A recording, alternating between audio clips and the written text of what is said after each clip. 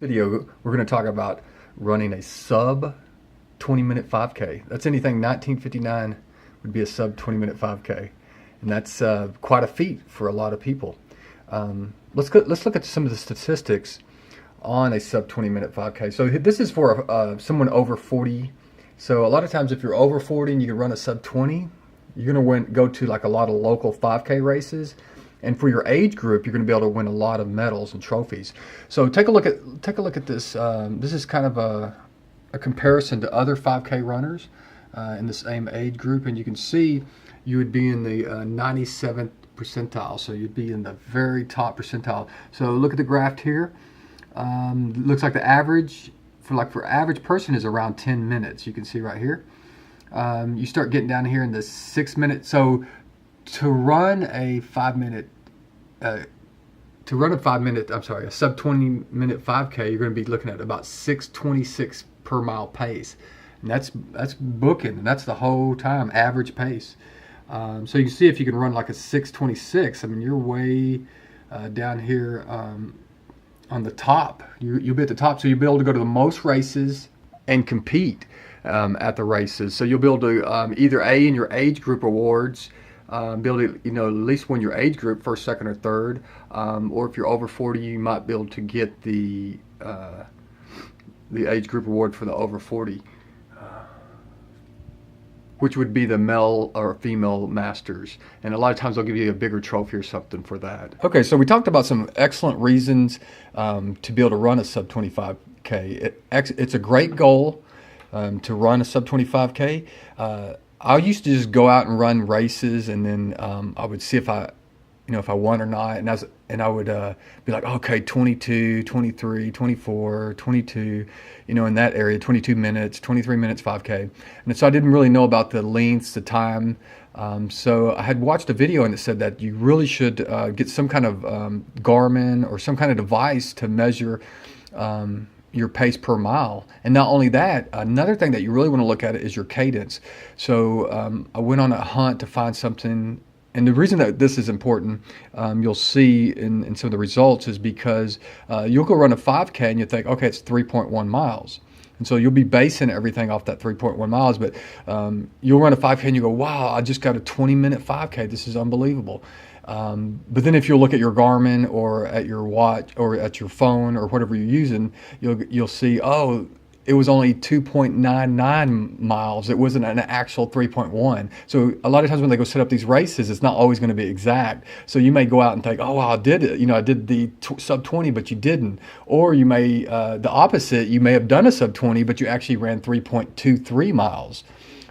Which is further than 3.1. So the main thing, and we'll look at that, is you'll have to look at your pace, your average pace, and go off that. But okay, so now we want to get into what are some of the ways, like if you're in the 23 or 24 minute or 21 or 25 minute 5K, and you're like, man, I really want to do a sub 20. I want to make that my goal. How am I going to get there?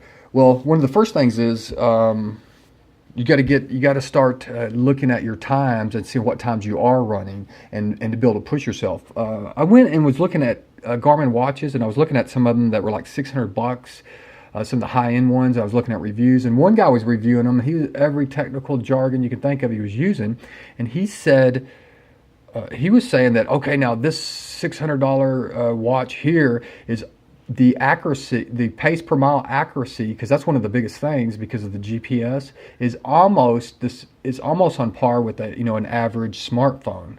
So I was thinking, what? I'm gonna have to go buy a $600 watch, and it's almost at par with my smartphone. I said, hey, I'm gonna go look for an app, maybe that I can use. So, and I looked at some apps, and you can look at some. One of the biggest things I was concerned about too, looking at an app, was the cadence, because I've always read so much information about the cadence being so important. That means, how many steps per minute. The average person is like 170.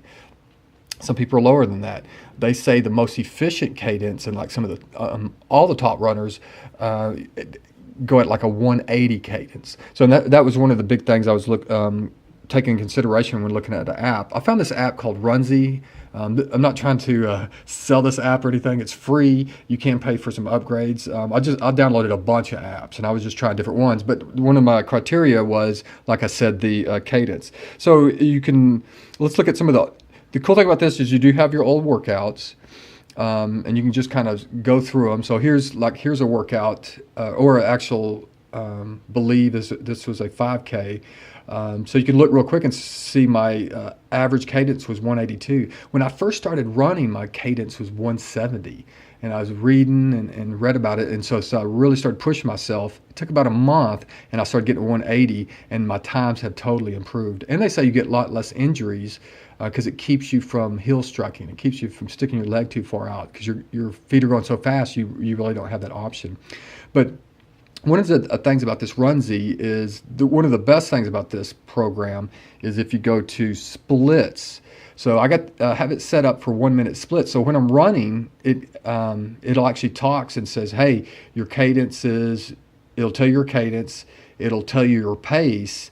It'll tell you your impact. So I just hold the phone. I did buy a holder to put it onto my arm.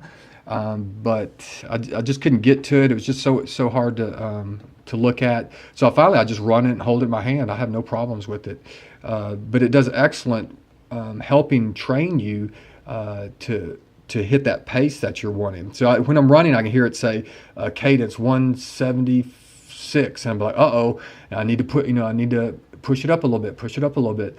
And so then the next minute I'll hear it, and it'll say 180. I'm like, whoo, okay. And it just kind of helps keep you going. Excellent program. Let's go back and you kind of see. So this is the program that helped me, is what I'm trying to say, get to my sub 25K, to be able to look at my times, to say, oh, here's where I need to push further. Another thing that helped was upping my miles. I was running like 4 miles. I started upping it at like 6 and 8 miles.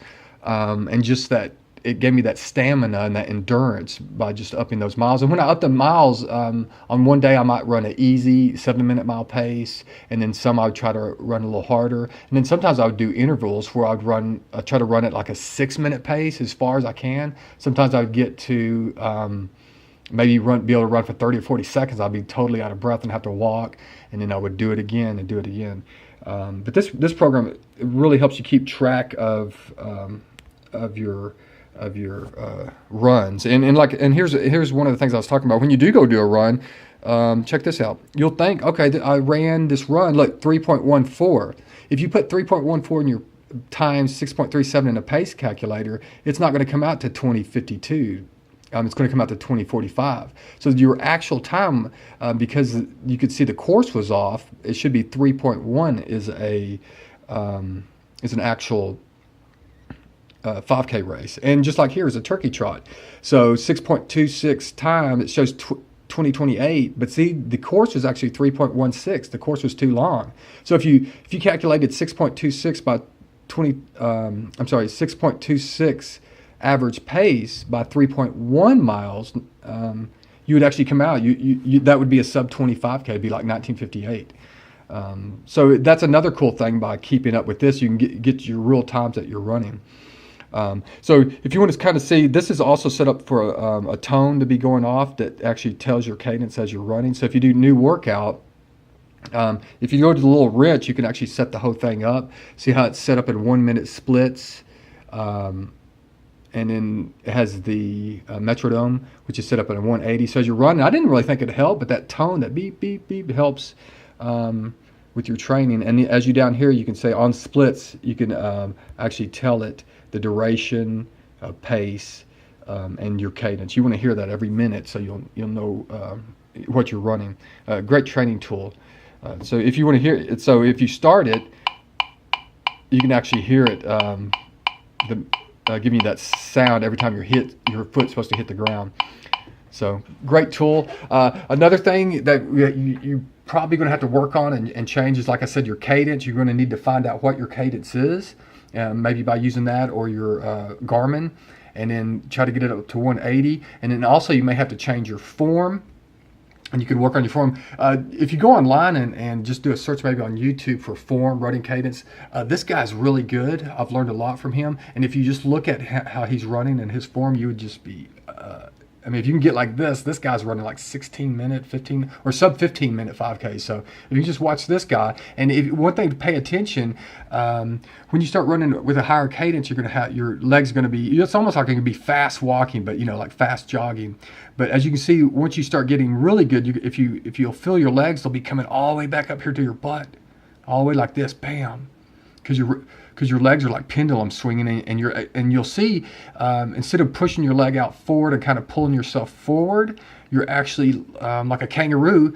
You're actually having the muscle tone to be able to push yourself off. If you go out right now and try to run where your legs are coming up, like where you're really running fast, you won't be able to do it for very long. Your legs will be like tired because of these muscles. You haven't trained them and used them, so they're going to take up so much more energy.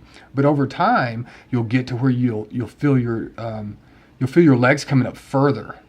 As you get tired, of course, you're going to be just almost like fast walking. But take a look at this guy. Let's see if we can run the video. See how high the heels are almost touching his butt. I mean, that's a great form right there. I mean, I would say, see how high his heels are coming up to his butt. I'm gonna say it one more time. But if you can get to that point, then you're going to be even going sub 18, sub 17. But it takes a lot to get those types of muscles. You'll see most people running, it's almost look like they're fast walking or they're jogging. You look at their heels, or you can even feel yours. It's not coming up that far. But anyway, I hope this helps anybody who's looking to get a sub 25K. You can do it. Just keep logging those miles and pushing yourself, and using your Garmin or the Runzy program to help you see where you're at and where you need to go to meet that goal. But good luck to everyone. Run free, run proud.